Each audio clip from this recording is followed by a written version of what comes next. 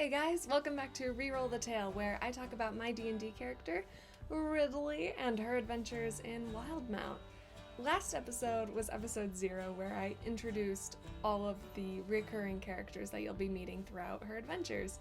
So I definitely recommend checking that out before watching the rest of these. If you've already seen it, let's hop into the story. To begin Ridley's adventures, she teleported onto the deck of a ship outside the port of Nicodranus, where she meets the party for the first time.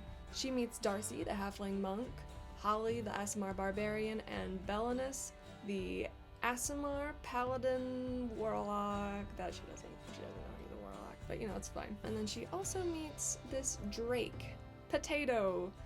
She decides to jump on Potato's back and take him for a ride around the ship. It's all fun and games and a good time. After first meeting the party, Ridley got sick for a few sessions, and I was busy, okay? I didn't make a few sessions. So Ridley was a little sick, and she just drew religious symbols all over her cabin while the party went on other adventures. Finally, when she's able to leave, she is met by a pseudo-dragon that she's never seen before. She decides, it seems like it wants me to follow him, so I guess I'll follow him. She's led to an island where she meets the rest of the party again, along with this drow named Olivia. She finds out that the pseudo-dragon belongs to Olivia and is named Nightshade. As they're traversing the island, they encounter this fog. It makes people see their worst fears or worst memories come back to light. Olivia is affected by the fog and begins to turn to stone. In trying to get her out of it, the party tries some interesting tactics. I tried some interesting tactics. Ridley likes books, and she remembers reading about the princes that would kiss the princess to save them, so she kissed Olivia. It didn't work.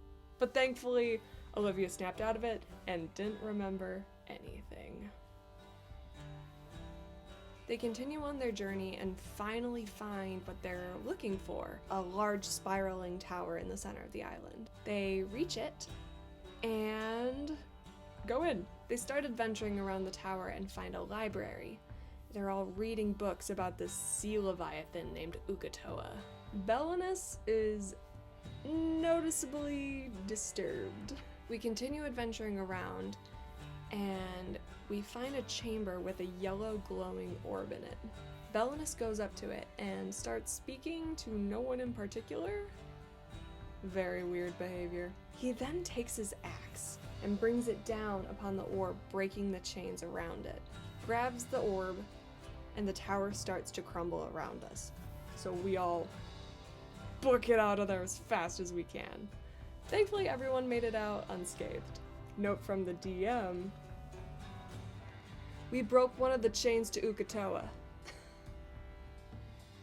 I'm nervous. We get back to the beach, and we find that our ship has been destroyed. Apparently, the rest of the party had some scuffling with some pirates, and we meet their captain, Pirate Queen Alice, self-dubbed. She's there to kill us, but we killed her instead and stole her boat, the Queen's Dancer. So we now have a new ship. We start investigating and picking our own quarters, and as Ridley goes through hers, she discovers a puzzle box. With a natural 20, she's able to solve it, and out pops a djinn. Ridley has a djinn. She has a djinn. With that, the party starts sailing towards Nicodranus. While we're on our way, the party stops Ridley. They tell her that they discovered a wanted poster with her face on it. 1 million gold for Ridley returned alive. Yeah. The party is like, you seem like a good egg. We're not gonna turn you in, so that was good. Darcy decides that Ridley's betrothed to a 12-year-old prince, and that's why she ran away from home. Ridley just rolled with it. She didn't want to crush Darcy's dreams. They make it to Nicodranus and start doing some shopping around town.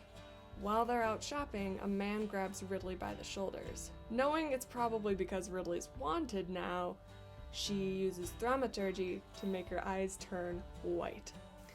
"Oh, I'm just a little blind girl. I don't know what you'd want with me." This was kind of hilarious because at this point, Belinus was like out of eyeballs. He lost both his eyeballs.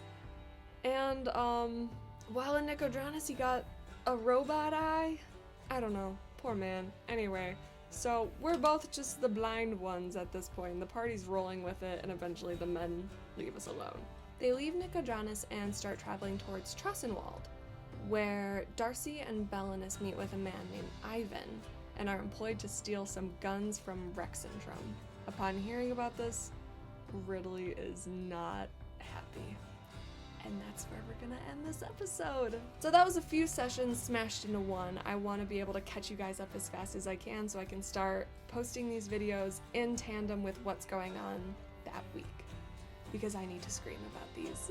If you have any theories on what you think's gonna happen, please leave them in the comments below. Like and subscribe if you want to see more of Ridley's adventures, and I'll see you next time when we re-roll the tale.